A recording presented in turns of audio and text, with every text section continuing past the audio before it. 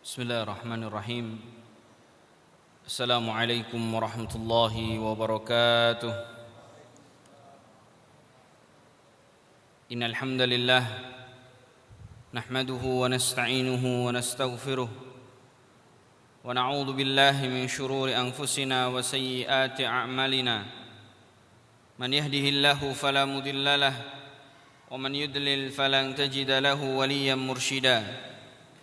أشهد أن لا إله إلا الله وحده لا شريك له إقرارا به وتوحيدا وأشهد أن محمدا عبده ورسوله صلى الله عليه وعلى آله وأصحابه ومن سار على نهجه واستنى بسنته إلى يوم الدين أما بعد يقول الله تعالى في كتابه العزيز يا أيها الذين آمنوا اتقوا الله حق تقاته ولا تموتن إلا وأنتم مسلمون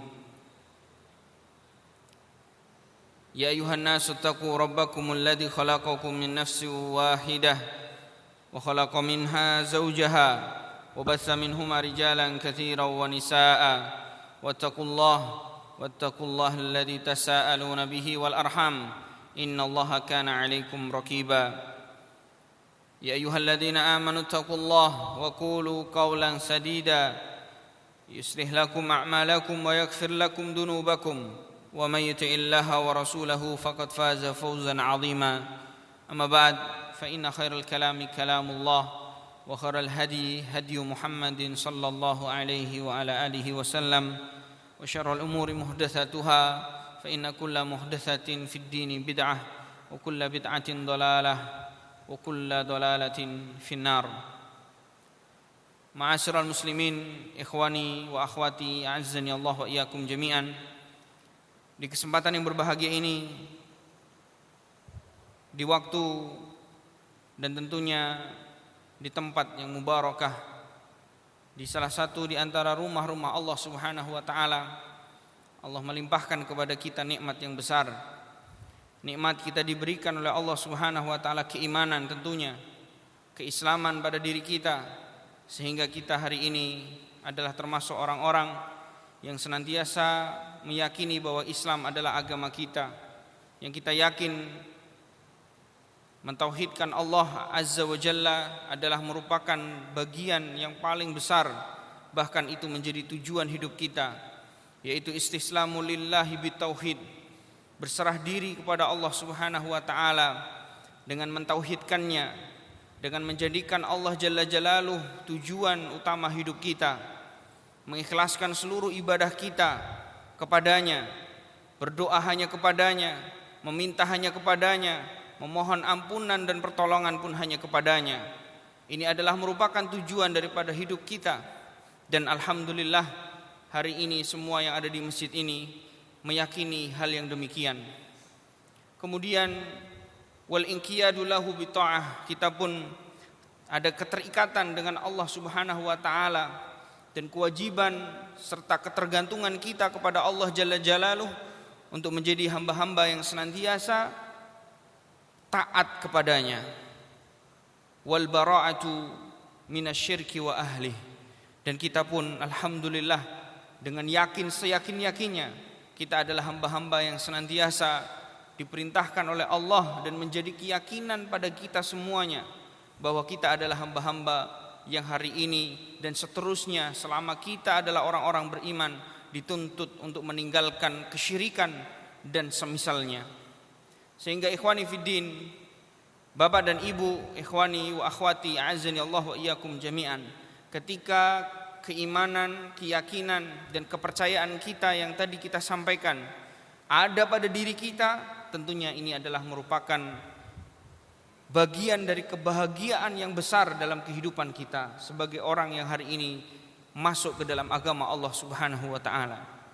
Maka jangan sampai kenikmatan yang ada pada diri kita berupa kita mentauhidkannya, taat atas perintah-perintah Allah dan menjauhi larangan-larangannya, lalu kita kemudian benar-benar meninggalkan sejauh-jauhnya perkara-perkara kesyirikan dan semisalnya.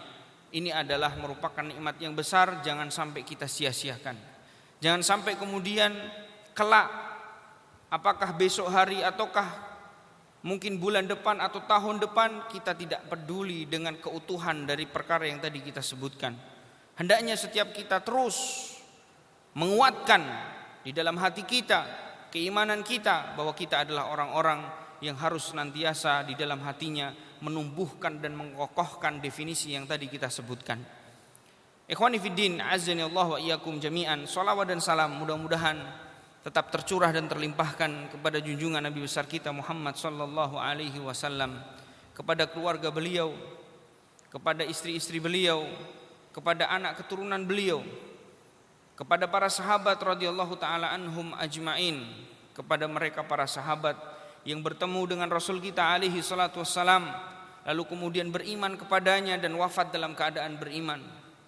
Tentunya salawat dan salam kita harapkan selalu terhatur kepada mereka, dan tentunya harapan kita semuanya selaku umat Nabi kita alaihi salatu wassalam pun mendapatkan demikian apa yang didapatkan oleh para sahabat radhiyallahu taala anhum.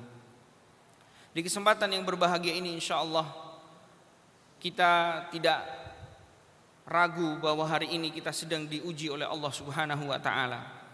Hari ini, bahkan di bulan-bulan terakhir ini, kita menyaksikan bahwasanya Allah Subhanahu wa taala menunjukkan kekuasaannya, bahwa ternyata dengan Allah Subhanahu wa taala menurunkan penyakit yang tak terlihat oleh kasat mata manusia, ternyata sudah bisa menghancurkan ratusan perusahaan, sudah bisa kemudian menjadikan ciut dan jongkoknya nyali-nyali orang-orang yang dahulu mungkin pernah menyombongkan dirinya di hadapan Allah Subhanahu wa taala. Allah Subhanahu wa taala hari ini membuka mata kita lebar, bahwa ketika Allah Subhanahu wa taala ingin kemudian menghancurkan hamba-hambanya, maka terkadang Allah Subhanahu wa taala tidak perlu menunjukkan kepada kita kekuasaannya yang begitu besar, yang meliputi kekuasaan yaitu bumi dan langit-langitnya. Akan tetapi Allah Subhanahu wa taala ketika ingin menunjukkan kepada kita kekuasaannya, terkadang kekuatan yang besar, kestabilan baik itu ekonomi maupun kesejahteraan manusia serta kedamaian dan ketertiban bisa kemudian Allah hancurkan seketika dengan makhluk-makhluknya yang tak terlihat oleh kasat manusia. Bahkan di dalam sejarah kita harus tahu, dan seyakin-yakinnya kita harus yakin, bahwa lihat di mana Allah Subhanahu wa taala ketika mengkisahkan sebuah kisah yang kala itu Ali bin Abi Thalib belumlah terlahir, yang kala itu Zubair ibn Awam pun belum terlahir ke dunia. Ada satu kejadian di mana saat itulah Rasulullah SAW dilahirkan, di mana ketika ada orang-orang yang memiliki kekuatan yang besar hendak ingin menghancurkan Ka'bah al-Musyarrafah, Allah pun tunjukkan dalam ayatnya di mana Allah terkadang menghancurkan kekuatan besar hanya dengan kekuatan yang kecil biidnillahi azza wa jalla. Allah turunkan kepada mereka orang-orang yang hendak menghancurkan agama Allah Subhanahu wa taala kemudian dengan kekuatan-kekuatan yang kecil. Oleh karena itu, Bapak dan Ibu yang dimuliakan oleh Allah Subhanahu wa taala, dari sini pula kita harus senantiasa menjadi seorang mukmin yang memiliki keyakinan bahwa dalam kehidupan kita itu akan terus silih berganti, diganti dan diputar oleh Allah Subhanahu wa taala. Terkadang hidup kita diberikan oleh Allah Subhanahu wa taala kenikmatan berupa kelapangan rezeki, berupa keharmonisan di dalam rumah tangga, berupa kecukupan dalam kemudian kita memiliki kebutuhan. Akan tetapi kita harus yakin bahwa dalam kehidupan kita ini akan Allah Subhanahu wa taala putar, akan Allah Subhanahu wa taala jadikan sunnahnya berjalan di atas muka bumi Allah Subhanahu wa taala, di mana Allah telah berfirman di dalam Al-Qur'an, wa tilkal ayyamu nudawiluha bainan nas. Dan begitulah hari-hari Allah Subhanahu wa taala kami putar, kata Allah. Terkadang kita senang, terkadang juga kita sedih. Terkadang kita mudah melakukan sesuatu yang kita inginkan, terkadang pula kita sulah atau susah di dalam melakukannya. Maka benar kata para ulama, ajaban li amri dunya. Inilah keajaiban dunia. Begitulah kondisinya dunia, kata para ulama. Idza a'taka surura a'taka huzna. Terkadang ketika dunia itu memberikan kepada kita kesenangan, kelapangan, kebahagiaan, ingat dunia juga bisa memberikan kepada kita kesedihan dan kesengsaraan. Maka siapapun seorang mukmin yang hari ini hidup di atas muka bumi Allah harus senantiasa waspada, harus senantiasa mawas diri dan selalu benar-benar menyiapkan dirinya untuk siap diuji oleh Allah Subhanahu wa taala. Bahkan Allah Subhanahu wa taala menyebutkan dalam Al-Qur'an bahwa kita tidak akan dikatakan orang beriman sampai kemudian kita diuji olehnya. Jamaah yang dimuliakan oleh Allah Subhanahu wa taala, maka dari kenikmatan yang mungkin sebelum datangnya penyakit corona yang dulu pernah kita rasakan begitu enak kita hidup, lalu kemudian Allah Subhanahu wa taala turunkan musibah ini yang kemudian menjadi sebagian di antara kita tidak bisa mengaih rezeki, bahkan harus berhenti untuk kemudian dari pekerjaan-pekerjaannya. Maka dari sini kemudian ada satu faedah yang besar yang disebutkan oleh Imam Ibnu Qayyim ketika beliau mengambil faedah dari peperangan-peperangan yang pernah dilakukan oleh Rasulullah Muhammad sallallahu alaihi wasallam.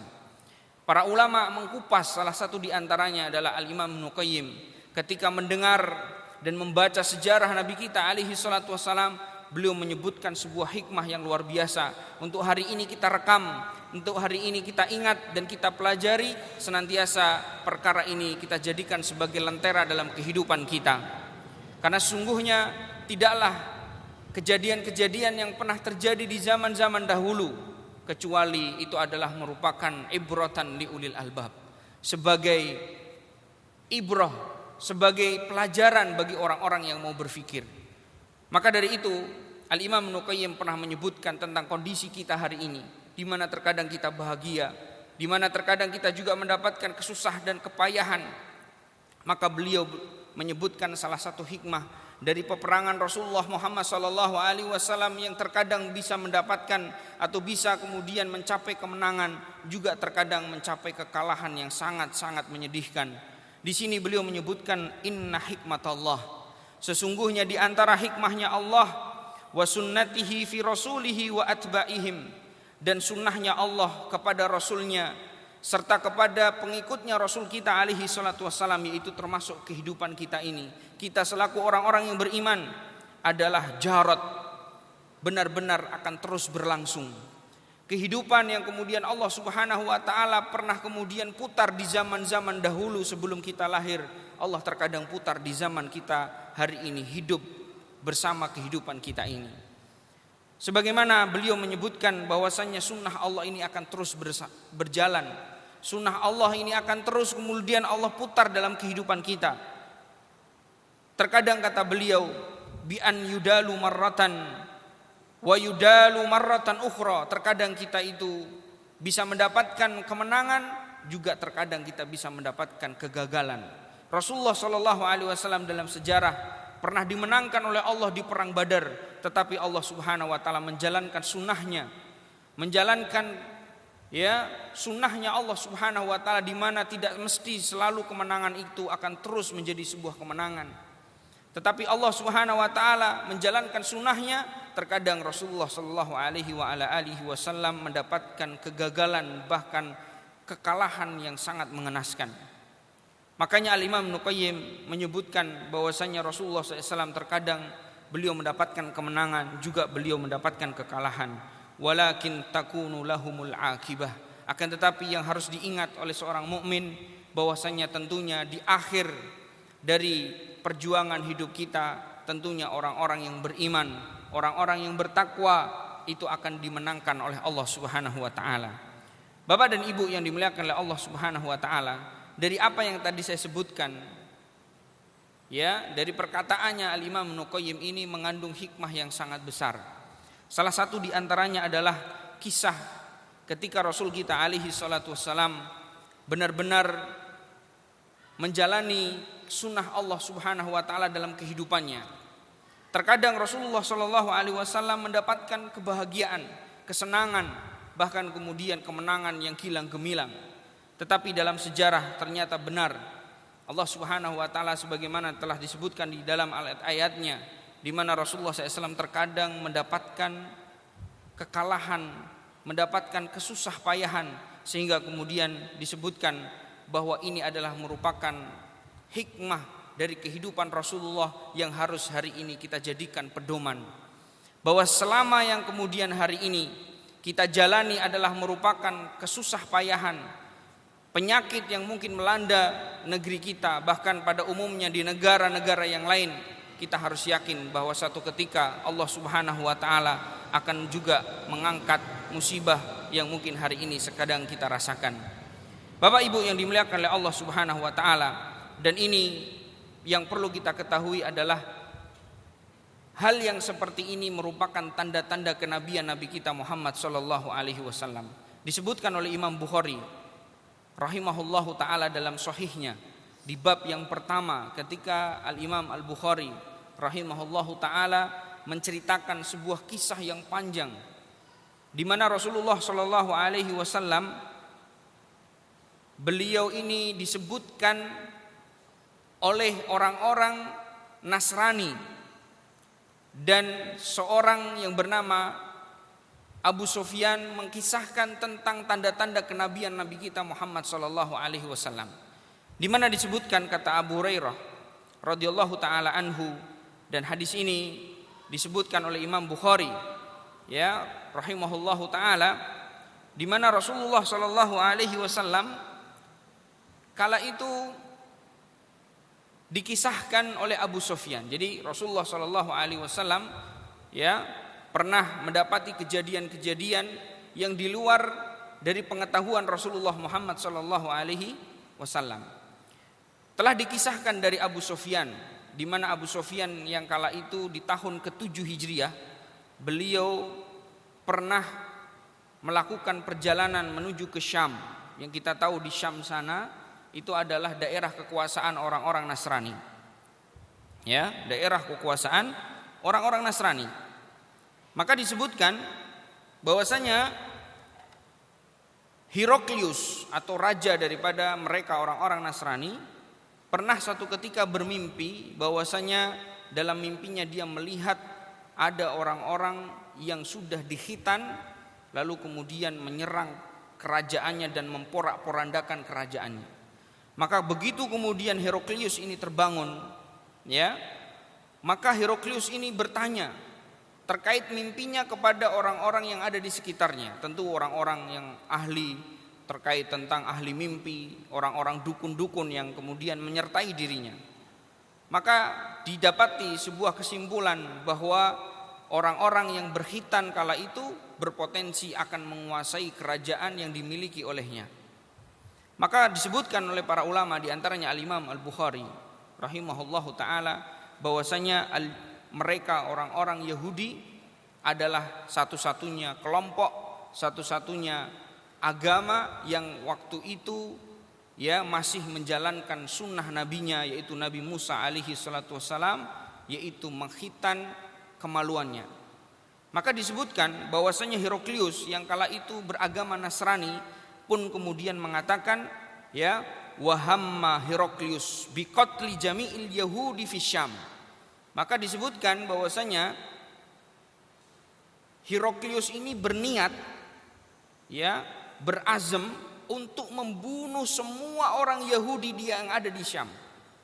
Ya, orang Yahudi yang ada di Syam ini akan dibunuh semuanya oleh siapa? Oleh Heraklius. Ya. Maka ketika Heraklius ini hendak membunuh mereka orang-orang Yahudi, maka disebutkan ada satu kejadian yang membuat perkara tersebut menjadi tidak terjadi. Yaitu satu kejadian di mana di pasar kota Syam itu didapati ada orang yang mencuri. Ya, ini kisah mudah-mudahan nanti bisa bermanfaat bagi kita, bahwa ternyata pencuri tersebut adalah seorang yang mencuri perhiasan, sehingga orang-orang yang ada di pasar, dan tentunya di sana ada tentara-tentara orang-orang Nasrani ya di bawah kepemimpinan Heraklius, mendapati bahwasanya sang pencuri itu ditelanjangi bulat. Ya, ketika ditelanjangi bulat, maka disebutkan bahwasanya ternyata orang tersebut didapati kemaluannya sudah dikhitan. Ya, Maka kemudian begitu didapati oleh tentara-tentara Heraklius ternyata sudah berkhitan, maka kemudian orang ini pun ditanya, min aina ant? Dari mana kamu? Maka dia menjawab, ana min al-Arab. Saya dari orang Arab, dari Mekah. Maka kemudian kejadian itu dikabarkan ya kepada Heraklius. Lalu kemudian Heraklius pun mengatakan, ya fajma ilayyal an jami'in tujaril Arab. Sekarang tolong kumpulkan semua ya pedagang-pedagang yang datang dari Arab. Maka ketika sudah dikumpulkan semuanya, maka kemudian Heraklius pun bertanya, ya man minkum ya min afsahil kalam min afsahil qaul, siapa di antara kalian yang paling pandai di dalam kemudian berbicara? Maka kemudian majulah Abu Sufyan ya radhiyallahu taala anhu yang kala itu masih dalam keadaan kafir kepada Allah Subhanahu wa taala. Abu Sufyan kemudian mengatakan, ana raisuhum, saya ini pemimpin mereka. Maka kemudian kejadian ini diabadikan oleh Al-Imam Al-Bukhari rahimahullahu taala dalam sahihnya, di mana kemudian terjadi percakapan antara Heraklius dengan Abu Sufyan. Percakapannya adalah, kala itu Heraklius bertanya kepada siapa? Kepada Abu Sufyan. Ya Abu Sufyan, ya kata Heraklius, hal hadatsa fikumul haditsah? Apakah ada sesuatu yang pernah terjadi di kotamu? Sampai-sampai di kotamu itu ya adalah apa? Orang-orangnya hari ini dihitan. Ya, menunjukkan bahwasanya kala itu Heraklius itu adalah seorang raja yang beragama Nasrani, ya, yang sudah meninggalkan sunnah nabinya Nabi Isa, di mana mereka sudah lagi tidak berkhitan ya kemaluannya. Maka menunjukkan di sini bahwasanya orang-orang Yahudi dengan orang-orang Nasrani, kalau kemudian kita lihat dari sejarah, orang-orang Nasrani itu lebih cepat ya daripada orang-orang Yahudi meninggalkan syariat nabinya. Ya, padahal Nabi Musa alaihi salatu wasallam adalah nabi sebelum Nabi Isa. Tetapi mereka orang-orang Yahudi ya, mereka masih diberikan ya kemampuan dan keinginan untuk mengikuti sunnah nabinya, yaitu Nabi Musa alaihi salatu wassalam. Maka kemudian Heraklius pun kemudian bertanya kepada Abu Sufyan, hal hadatsa fikumul haditsah? Apakah terjadi sesuatu di kotamu wahai Abu Sufyan? Maka Abu Sufyan pun menjawab, ketika beliau berpikir kira-kira yang ditanyakan raja ini apa ya? Ya, dia berpikir. Ya, maka kemudian Abu Sufyan pun mengatakan, kharaja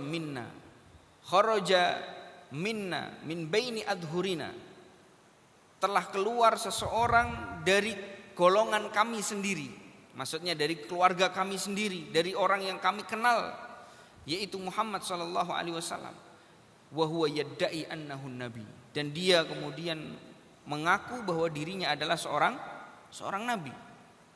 Maka kemudian Heraklius pun kemudian menyambut ucapan Abu Sufyan ini dengan serius, sehingga kemudian menyuruh Abu Sufyan ini untuk datang dan mendekat kepada Raja Heraklius. Kalau kabar yang ini mungkin saja ini adalah kabar yang hubungannya dengan mimpiku wahai Abu Sufyan, maka sini engkau wahai Abu Sufyan. Maka terjadilah sebuah pertanyaan-pertanyaan, salah satu di antaranya adalah pertanyaan yang pertama kali diucapkan oleh Abu Sufyan, akana yagdib ya Abu Sufyan? Apakah orang yang tadi engkau sebutkan yang mengaku dirinya adalah nabi itu pernah berdusta? Maka apa jawaban Abu Sufyan? Dan ini merupakan karakter asli orang Arab.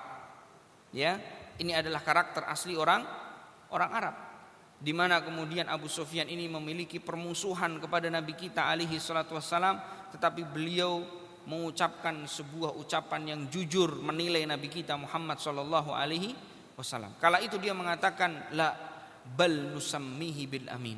Enggak, bahkan kami ini pernah menamakan, pernah menjuluki orang ini adalah orang yang dapat dipercaya. Ya. Jadi kalau kemudian kita masih hari ini ya tidak bisa jujur di dalam menilai seseorang, maka kita ini bukanlah akhlaknya orang-orang yang kemudian dipuji di dalam Al-Quran. Dan menjadi pilihan Allah Subhanahu wa ta'ala ya dijadikan nabi dari orang Arab, salah satu di antaranya adalah karena kejujuran mereka di dalam menilai orang lain. Bahkan musuhnya sendiri itu dinilai dengan jujur oleh mereka orang-orang Arab. Maka mudah-mudahan kita semuanya diberikan taufik oleh Allah Subhanahu wa taala untuk ketika berbicara kita adalah memiliki pembicaraan yang jujur. Maka pertanyaan-pertanyaan pun disebutkan oleh Imam Bukhari, di antaranya adalah hal atba'uhu, apakah pengikutnya ya minal mawali au minal agniya, apakah dari orang-orang miskin ataukah orang-orang kaya? Maka dijawab oleh Abu Sufyan, bal haulail fuqara. Iya, justru mereka yang kemudian mengikuti Nabi Muhammad itu adalah orang-orang miskin katanya. Dan kemudian Heraklius pun menjawab sebuah jawaban, wa hakadzal anbiya kana atba'uhumul fuqara. Ya memang seperti itulah para nabi dahulu. Pengikut pertamanya pasti orang-orang miskin. Jamaah yang dimuliakan oleh Allah Subhanahu wa taala, sebenarnya percakapan ini sungguh sangat panjang disebutkan dalam riwayat Imam Bukhari. Tapi yang ingin kita ambil faedahnya malam hari ini adalah satu faedah di mana percakapan itu salah satu di antaranya adalah sebuah pertanyaan yang diucapkan oleh Heraklius kepada siapa? Kepada Abu Sufyan, sebuah pertanyaan. Apakah wahai Abu Sufyan, ayahdus bainakumul qital? Apakah pernah terjadi peperangan antara kaummu sendiri, orang-orang Quraisy, dengan nabi yang tadi mengaku sebagai seorang nabi? Maka Abu Sufyan pun mengatakan, al-harbu bainana sijal ya Malik. Iya, kami ini pernah terjadi peperangan saudara, ya. Perang antar kaum sendiri disebabkan karena agama yang dibawa oleh Muhammad sallallahu alaihi wasallam.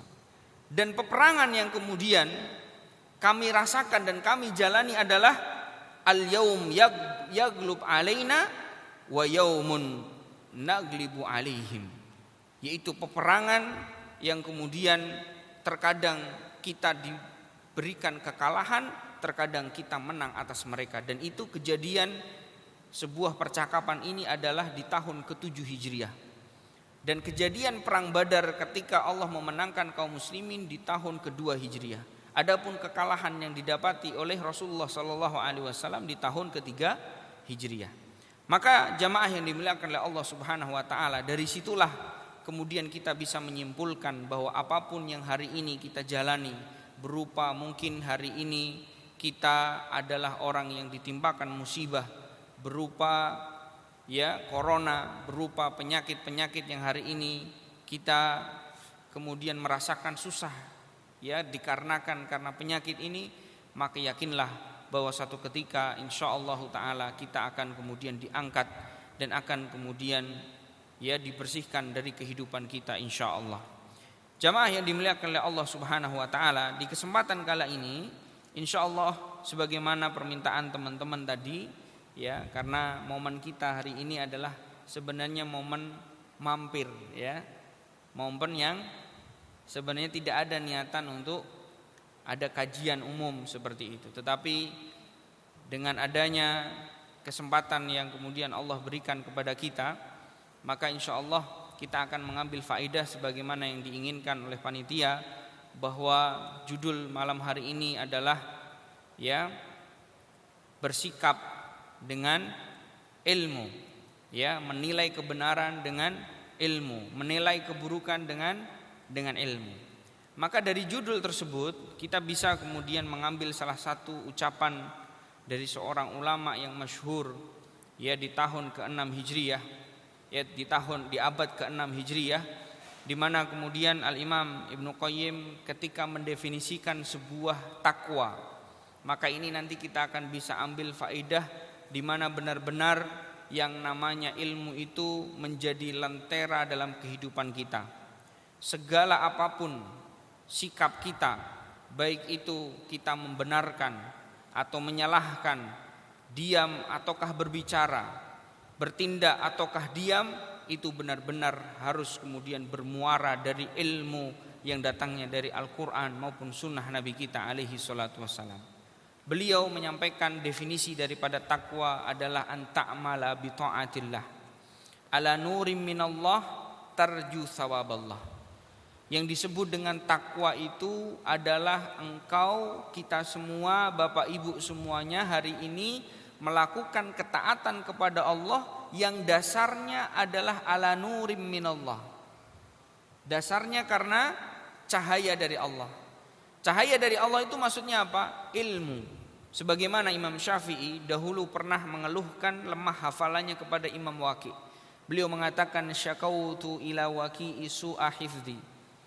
Aku mengeluhkan lemahnya hafalanku kepada guruku Imam Waqi'. Fa arsyadani ila tarkil ma'asi. Lalu Imam Waqi' menasihatiku untuk aku meninggalkan kemaksiatan.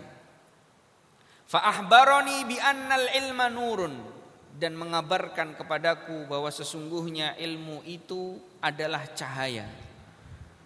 Wa nurullahu la yuhda lil 'asi.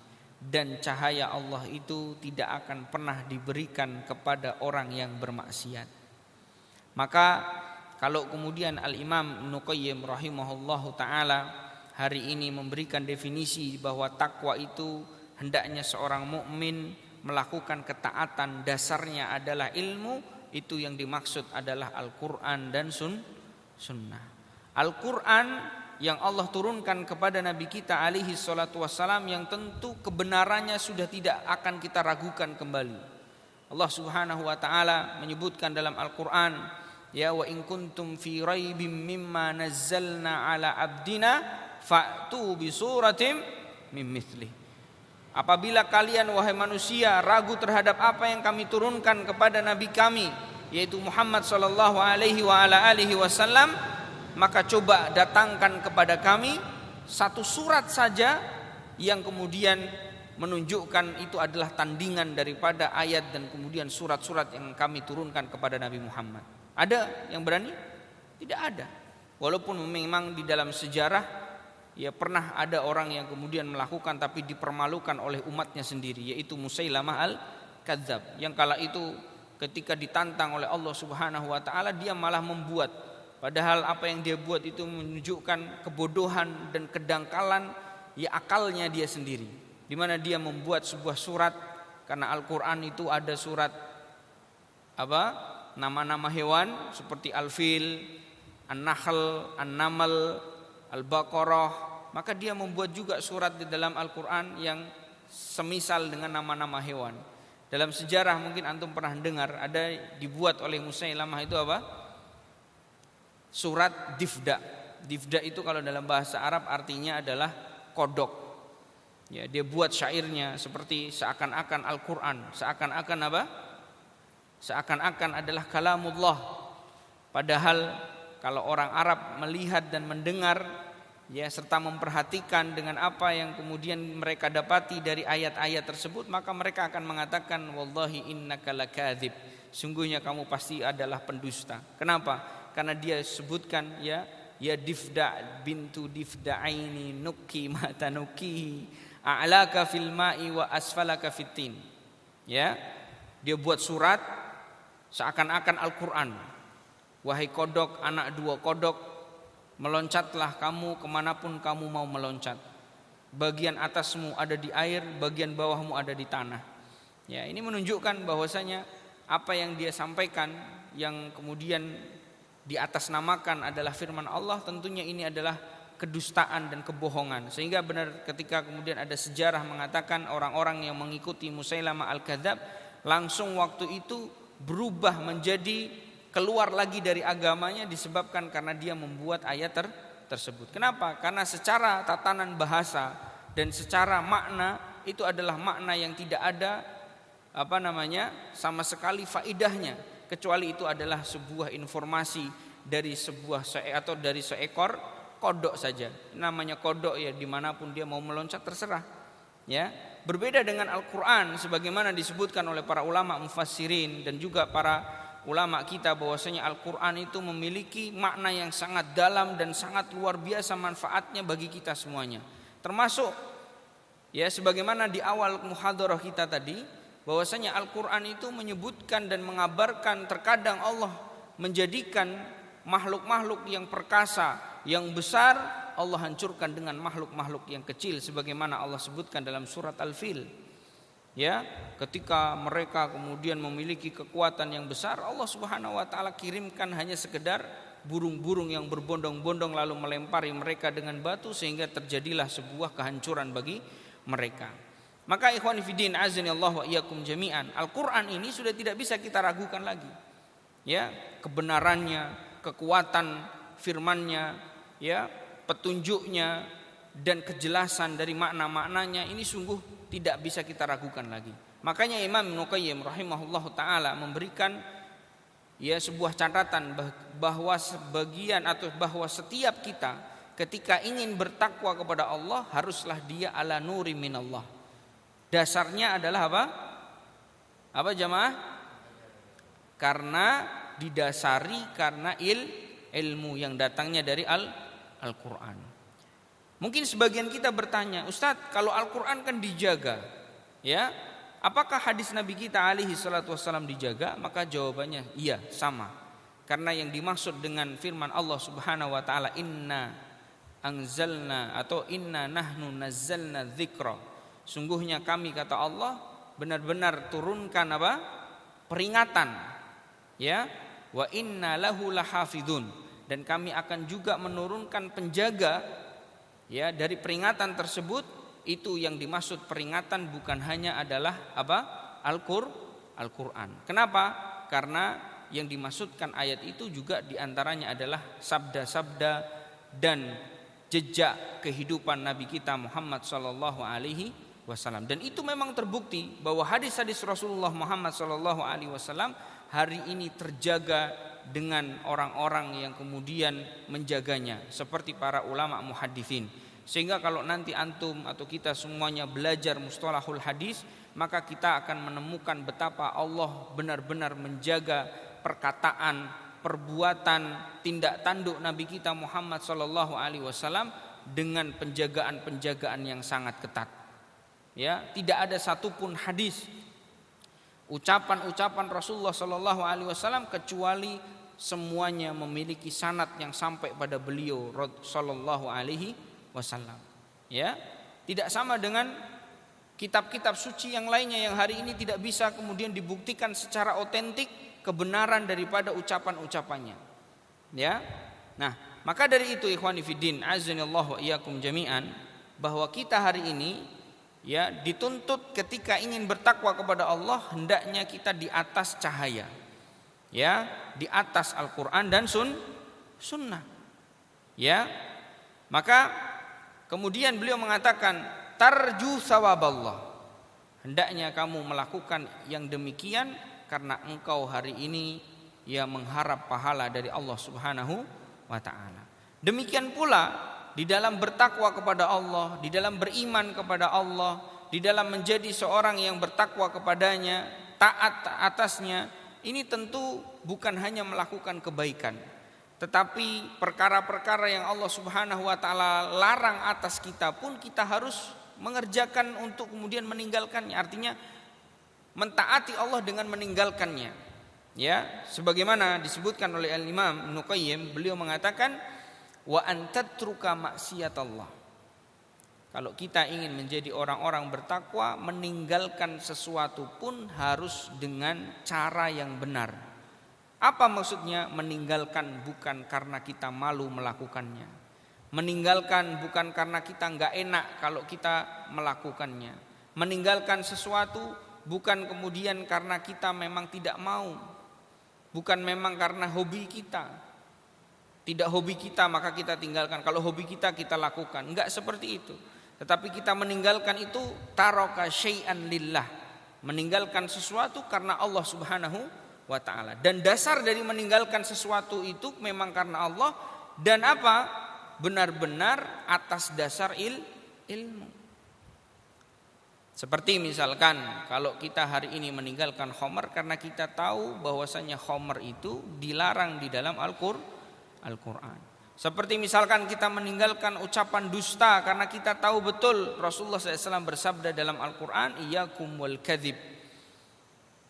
Hendaknya kalian menjauhi dari perkataan dusta, fa innal kadziba yahdi ilal fujur, karena bohong itu, ketidakjujuran itu akan mengantarkan kepada perbuatan yang buruk, dan perbuatan buruk itu akan mengantarkan yahdi ilan nar, mengantarkan kita pada neraka. Sehingga segala aspek, baik itu kebenaran maupun keburukan yang kita tinggalkan, kebenaran yang kita lakukan atau kemudian keburukan yang kita tinggalkan, ya, kebaikan yang kita kerjakan, keburukan yang kemudian kita tinggalkan, dasarnya adalah karena ala nurim minallah. Dasarnya karena adanya cahaya dari Allah. Yang demikian itu kita tinggalkan, takhafu iqaballah, karena kita senantiasa takut akan azab Allah Subhanahu wa taala.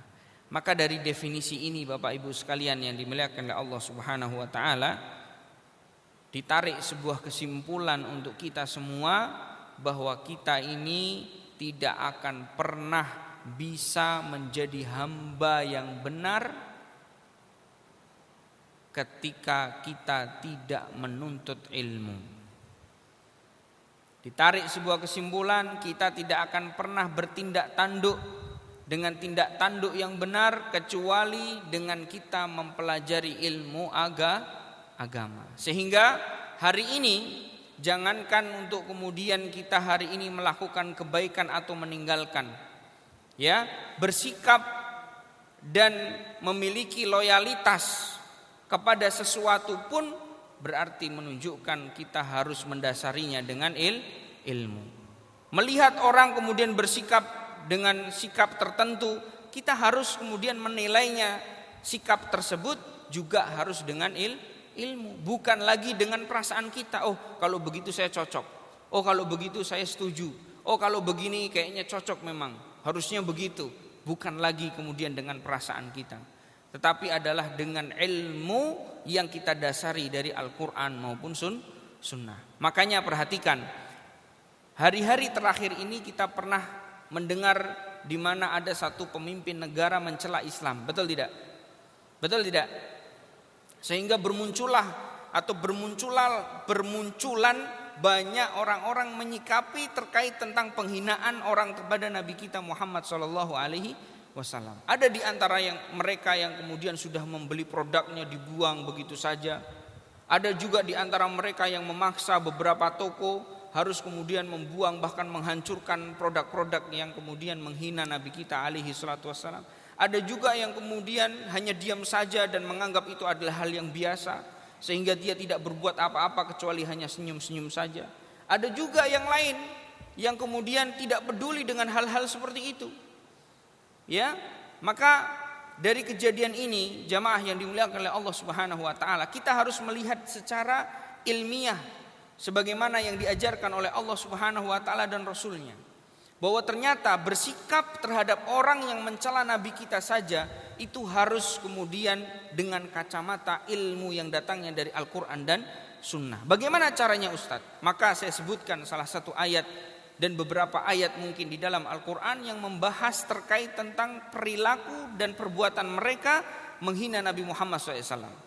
Sebenarnya di dalam Al-Quran, kalau kita berbicara soal penghinaan mereka, maka hakikatnya jamaah sekalian yang dimuliakan oleh Allah Subhanahu wa taala, Allah sudah mengabarkan 1400 tahun yang lalu, bukan hanya yang terjadi pada Nabi Muhammad. Sebelum Nabi Muhammad, yaitu nabi-nabi dan rasul-rasul Allah Subhanahu wa taala, itu sudah dikabarkan mereka pasti akan kemudian dihina oleh kaumnya sendiri. Allah Subhanahu wa taala berfirman, wa ma ya'tihim min rasulin illa kanu bihi yastahzi'un. Tidaklah nabi-nabi dan rasul Allah ketika diutus kepada satu kaum kecuali kaum tersebut kondisinya mengolok-ngolok nabi dan rasul yang diutus kepada mereka. Makanya Allah Subhanahu wa taala telah mengisahkan beberapa nabi-nabi terdahulu ketika diolok-olok oleh kaumnya sendiri. Allah mengatakan, ya hasratan 'alal ibad, sungguh rugi bagi hamba-hamba yang ketika mereka didatangkan kepadanya nabi-nabi dan rasul Allah, wa kanu bihi yastahzi'un, dan mereka kepada nabi-nabi tersebut mereka mengolok-ngolok. Ya, ini sudah disebutkan dalam Al-Quran. Tetapi begitu kemudian Allah Subhanahu wa taala mengkisahkan Nabi kita alaihi salatu wassalam untuk kemudian beliau berdakwah secara terang-terangan, di dalam Al-Qur'an sudah disebutkan ketika Allah Subhanahu wa taala memerintahkan Nabi Muhammad SAW untuk berdakwah secara terang-terangan. Allah berfirman, fasda' bima tu'mar. Wahai Muhammad, sekarang kamu dakwahkan tuh dakwahmu secara terang-terangan. Wa'arid anil musyrikin, ya, dan kamu harus berhadapan dengan mereka orang-orang musyrik, harus siap menghadapi celaan mereka, harus siap kemudian kamu menghadapi olok-olokan dan bahkan caci makian mereka, bahkan sampai pada derajat mereka akan mengusikmu, bahkan berusaha untuk membunuhmu. Itu telah Allah sebutkan dalam Al-Quran. Artinya kalau kita lihat dari kacamata Al-Quran, terkait kejadian-kejadian hari ini sebenarnya sudah ada atau belum dalam Al-Quran? Maka jawabannya sudah ada. Bagaimana kemudian Allah Subhanahu wa taala di dalam Al-Quran menyebutkan ketika Nabi Muhammad itu pasti akan mendapatkan penolakan dari mereka orang-orang yang kemudian menolak dakwahnya Nabi. Allah sudah katakan, inna kafainakal mustahziin. Wahai Muhammad, bagi mereka, ya, bagimu wahai Muhammad cukuplah kami, ya, bagimu sudah cukup untuk menjadi pelindung atas mereka. Ini menunjukkan bahwasanya Allah Subhanahu wa taala sudah berbicara terkait tentang apa? Penghinaan yang dilakukan oleh orang-orang di luar Islam kepada Rasul kita alaihi salatu wasallam sejak 1400 tahun yang lalu. Ya, itu artinya kalau kemudian hari ini kita dapati ada orang-orang yang kemudian bersikap dengan mengambil sikap yang mereka dasari dengan akal-akal mereka, maka kita katakan bahwa mereka sungguhlah keliru dalam menyikapi perkara-perkara agamanya. Kita lihat bagaimana Rasulullah Shallallahu Alaihi Wasallam mengajarkan kepada kita begitu detail urusan-urusan agamanya. Ya, jangankan urusan menghadapi mereka orang-orang yang menolak dakwahnya. Rasulullah SAW hal-hal yang kecil saja mengajarkan kepada kita. Buang air mengajarkan kepada kita. Buang hajat, ya baik itu besar maupun yang kecil, mengajarkan kepada kita. Beliau bermuamalah kepada tetangga, mengajarkan kepada kita. Maka dari itu jamaah yang dimuliakan oleh Allah Subhanahu wa taala, kesimpulannya adalah hari ini kita kemudian harus menyikapi problematika hidup kita, baik itu yang kemudian hubungannya dengan agama ataukah yang tidak hubungannya dengan agama, yaitu muamalah kita dengan manusia pun harus dengan kacamata syar'i, harus dari kacamata yang datangnya dari Al-Quran maupun sunnah Nabi kita Muhammad sallallahu alaihi wasallam. Ya, jadi kesimpulan daripada kajian atau nasihat pada kesempatan malam hari ini jamaah sekalian adalah hari ini kita betul-betul harus menjadi seorang mukmin yang peduli akan isi di dalam Al-Quran maupun sunnah, sehingga ketika kemudian kita bersikap dengan sikap yang benar, ya, dengan sikap yang benar. Karena hari ini banyak syubhat yang kemudian dikatakan kepada kita, Ustadz ini gimana? Ada orang yang mencela kita, kok kita disuruh mengikuti sunnah Nabi? Padahal jamaah sekalian, yang namanya sunnah Nabi itu bukan persoalan sholat, puasa, haji, umroh saja. Tetapi yang namanya sunnah Nabi itu salah satu diantaranya juga adalah bagaimana bersikap kepada orang-orang yang menghina kepada Nabi Muhammad sallallahu alaihi wasallam. Maka dari sini kita kemudian memahami, disinilah pentingnya kita belajar ilmu agama, pentingnya kita mempelajari Al-Quran dan juga sunnah, karena ini adalah perintah Allah Subhanahu wa ta'ala untuk kita menjadi hamba-hamba yang mulia di sisinya.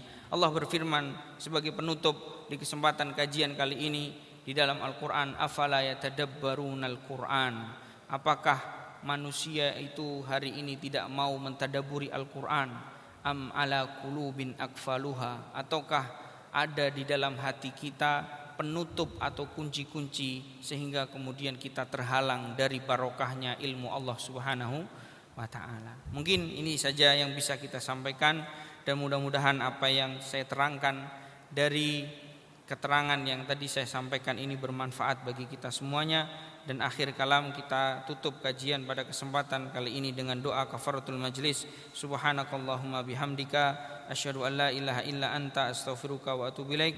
Assalamualaikum warahmatullahi wabarakatuh.